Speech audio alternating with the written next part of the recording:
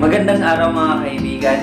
Sa video na ito, ang pag-usapan po natin kung sino-sino po ba ang makapasok sa kaharian ng Diyos.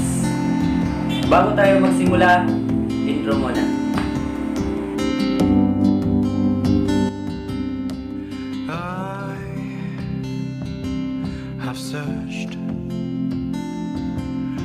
Inimbitahan ko po kayo na mag-subscribe sa channel na ito at pakiclick na rin po ang notification bell. Maraming salamat po at pwede po kayong mag-komento.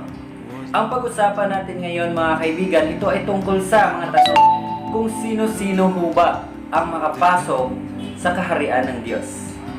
Babasahin natin ito in the Bible. Ito ang Bible, King James Version po ito. In 1 Corinthians chapter 6 verse 9 to 10. Sabi na dito, "Know ye not that the unrighteous shall not inherit the kingdom of God? Be not deceived, neither fornicators, nor idolaters, nor adulterers, nor effeminate, nor abusers of themselves with mankind." In verse 10, "Nor thieves, nor covetous, nor drunkards, nor revilers, nor extortioners shall inherit the kingdom of God." Pagpatuloy natin ito sa verse 11 para mas maintindihan natin. "And such were some of you, but ye are washed, but ye are sanctified, but ye are justified in the name of the Lord Jesus Christ, and by the Spirit of our God." Alright. Napakagandang versikulo ito mga kaibigan at pag-isipan natin. Okay? Bakit ito sinasabi ng ating Panginoon? At sino nga ba ang pwedeng makapasok sa kaharian ng Diyos at kung sino rin ang hindi pwedeng makapasok sa kaharian ng Diyos? Sa totoo lang mga kaibigan, Jesus Christ came to this world not for the good man, not for a perfect man, but for all sinners. Sino ba sa atin ang hindi nagkasala? Lahat tayo ay nagkasala. We are all sinners. That's why tayo ang purpose ng ating Diyos. Tayo ang purpose ni Jesus Christ na iligtas dahil po sa ating mga kasalanan. Now, sinasabi dito sa 1 Corinthians chapter 6 verse 9, ang hindi makapasok sa kaharianan ng Diyos ay ang mga unrighteous. If you are sinner, righteous ka ba? Ano ba ang ibig sabihin ng sinner at ng unrighteous? Okay, ito ang pag-usapan natin sa video na ito. Pwede kayong magkomento after this. Pwede po kayong magtanong. Mas maganda kung meron kayong tanong, di po ba? Okay. Basahin natin ulit. And 1 Corinthians chapter 6 verse 9. Unahin natin sa verse 8. Okay. "Nay, you do wrong and defraud, and that your brethren." Okay. In verse 7 pala. Basahin muna natin dito. "Now therefore, there is utterly a fault among you, because ye go to the low one with another. Why do ye not rather take wrong? Why do ye not rather suffer yourselves to be defrauded?" Okay.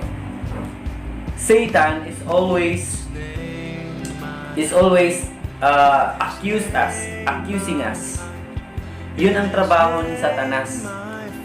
Gusto niya tayong mahulog sa mga kamay ng ating Panginoon. Satan is always accusing us so that we are guilty. Okay? We feel that we are guilty sometimes because sa totoo lang wala namang perfecto sa atin. Dahil lahat naman tayo ay makakasala, di ba? So, sometimes Christians mas palagi nilang ginajudge yung ibang tao dahil sa mga kasalanan nito. Dahil they are unrighteous, they are not perfect. But actually, they are not walang perpekto Tagalogin ko na lang kasi mahirap mag-English. Okay. Wala namang perfecto talaga dito sa atin, sa mundong ito. But, the Lord wants us to be perfect, not in just a perfect like angel. Iba tayo sa angel, di po ba? Sabi nga ng Biblia, habang nandito tayo sa lupang ito, tayo ay makasalanan. Yung mata natin, yung bibig natin, yung tinga natin, yung kamay natin, yung isipan natin. We committed sin because of that. By that. Di po ba? So, we are not actually perfect, but God wants us to be perfect so that we can enter into the kingdom of God. So, wala ba may isa sa atin na makapasok sa kaharian ng Diyos dahil wala namang perfect sa atin? Ito palagi yung gustong sabihin ni Jesus Christ. Okay? He wants to be clear to each every one of us because sometimes our brothers and sisters, we are accusing them because they are sinners. They are committed sin. Sometimes, ina-accuse natin sila, parang pinifeel natin sa kanila that they are guilty of their sin. Alright? Now, sabi nga dito, nay, ye do wrong and defraud, and that your brethren. So, that's why, stop accusing your brother or your sisters because of their sin. Let God judge them. We have no right to judge our brothers and sisters or our neighbors. Wala tayong karapatan na mag-judge sa kanila. Hindi tayo binigyan ng Panginoon to judge other people. But God wants us to love one another, to share the Word of God, to share the goodness of God, to share the blessings of God. Not judging them, not, hindi naman natin tinutolerate ang mga makasalanan. But, as a Christian, we must show them the love, care, understanding by the Word of God. Yun naman talaga ang gusto ng Diyos eh. Kasi si Jesus Christ naging tao hindi dahil sa mga perfect na tao, kundi dahil sa mga makasalanan. Isa na ako dito, isa ka na dito. Lahat tayo. Dahil tayo ay makasalanan. Walang perfecto sa atin. So stop judging other people. Now, babalik tayo sa chapter 6 verse 9 and 10. Know ye not that the unrighteous, ibig sabihin, unrighteous, hindi mga righteous o hindi mabuting ugali ng mga taong ito. Unrighteous shall not inherit the kingdom of God. Now, ano itong mga unrighteous na ito? Ito ang ibinigay niya dito sa Bible. Be not deceived. Be not deceived. Huwag po tayong magbulag-bulagan at huwag po tayong magpaloko sa mga relihiyon, sa mga iba't ibang tao na gusto nilang dalhin ka sa kasamaan. Neither fornicators. Ano ba yung mga fornicators? Alam na natin that fornications is sin in the sight of God. God hate sin, not sinners. Because God love sinner, but God hate sin. Ano itong mga sin na ito? Itong fornications, ano pa? Nor idolaters. Ano ba yung mga idolaters? Idolaters, yung sumasamba sa iba't ibang Diyos na hindi naman ang ating Panginoon yung sinasamba, kundi nagsasamba sila sa mga idols, mga rituals, mga Diyos-Diyosan. Ano ba yung mga Diyos-Diyosan ng iba't ibang mga reliyon natin? I don't want to offend other religion here, but sa totoo lang po, the Bible tells us, if you worship other gods or more gods, it is idolaters. Idolatry. Yun ang idolatry. God hate idolatry. So, stop worshiping and praising other gods. There's only one God, our God, our Creator, the Lord Jesus Christ, who saved us, who crucified in the cross. He offered His life for us. He offered His blood for us. So, stop worshiping other gods or mga goddess, mga statwa, ano ba yan, mga images. Because our God is a spirit. He is not an image. God wants us not to worship ito yung ginawa ng mga tao tulad ng mga kahoy, simento, pinoform nila na parang tao, kahit angel man, ayaw na ng Panginoon yan. Because God is a spirit. Next is, nor idolaters. Ano ba yung mga idolatry? Idolaters. Or adultery. Ang adultery, if you are married to your wife or to your husband, do not commit idolatry. Because that is sin before God. That is sin in the sight of God. Idolatry. Ang idolatry ho ba ay para lang ba sa mag-asawa? Not so. But kahit if you are single, nakipagtalik ka sa hindi mo naman asawa, hindi mo pa asawa, girlfriend mo, or boyfriend mo, na hindi pa kayo kasal, dalawa ho yan. Either fornication. That is fornication in the sight of God. In the sight of God. And if you are married, that is adultery. Okay? So, nor effeminate. Okay, sa mga kaibigan natin sa mga LGBTQ. Okay. So, I don't hate LGBTQ. I love you guys. But the word of the Lord says, it is not my word, but it is the word of God. Ayan. Nor effeminate. Babasahin niyo yan in 1 Corinthians chapter 6 verse 9. Effeminate. Ano ho ba ang ibig sabihin ng effeminate? Which is homosexual.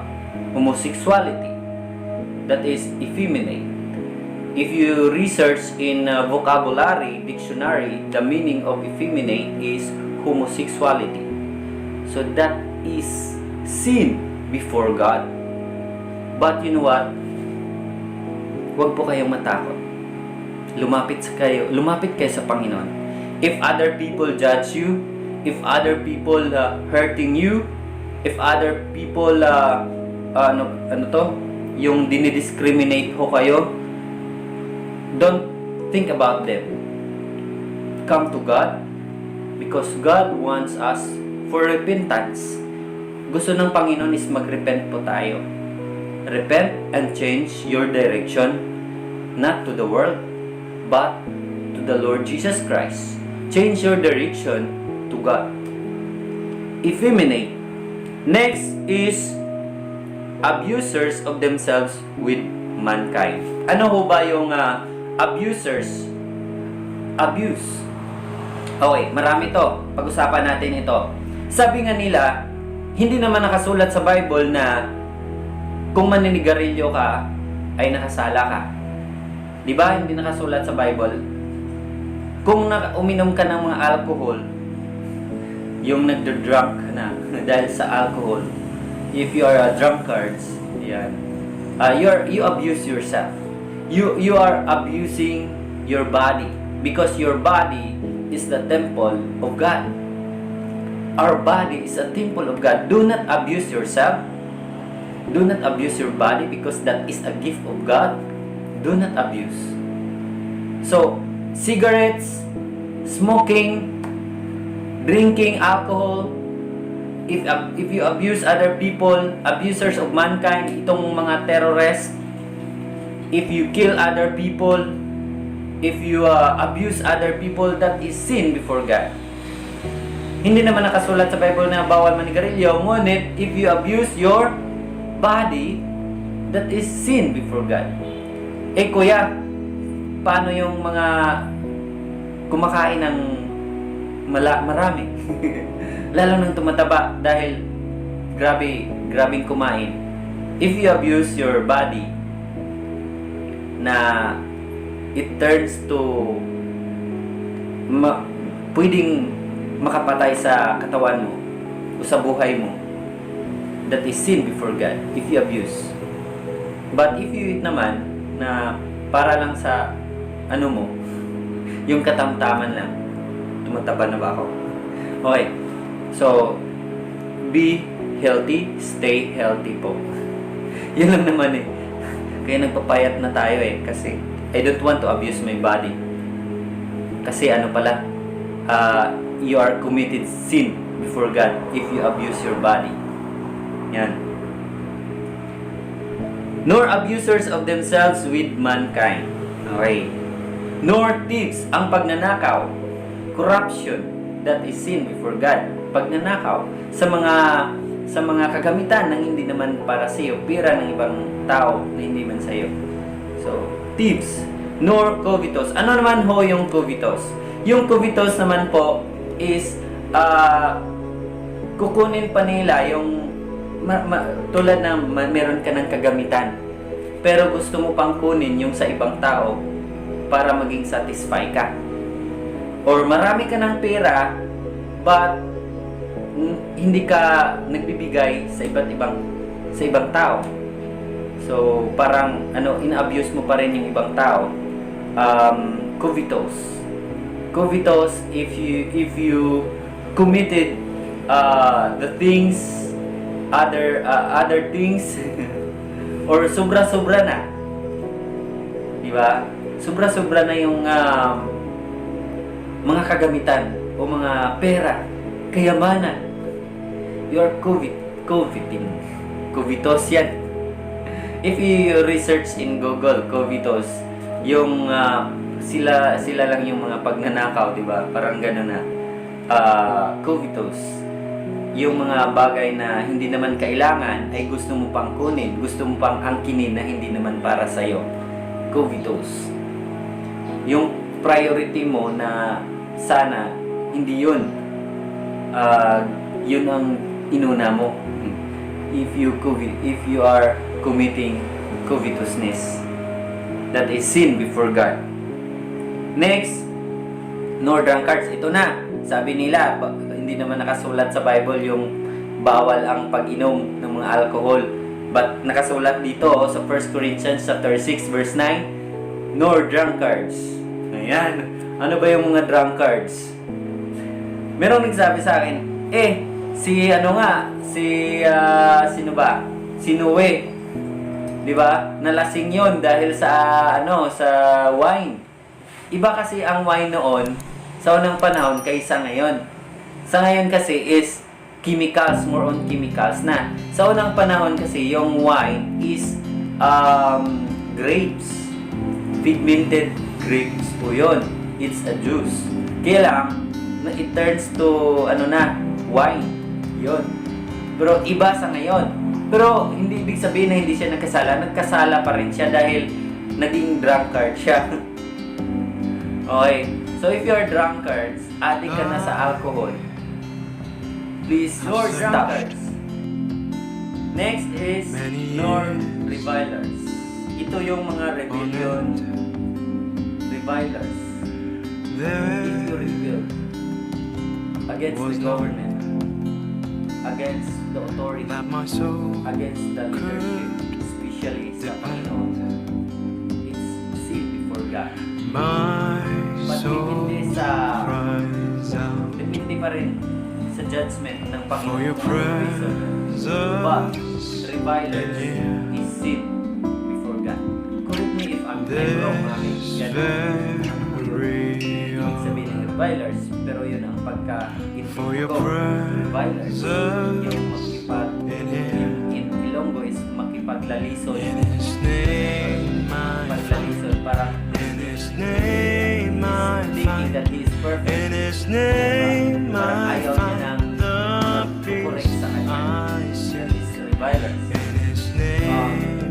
Next is nor extortioners. Ito yung extortion dahil sa mga tao na gustong mag-abuse sa ibang tao.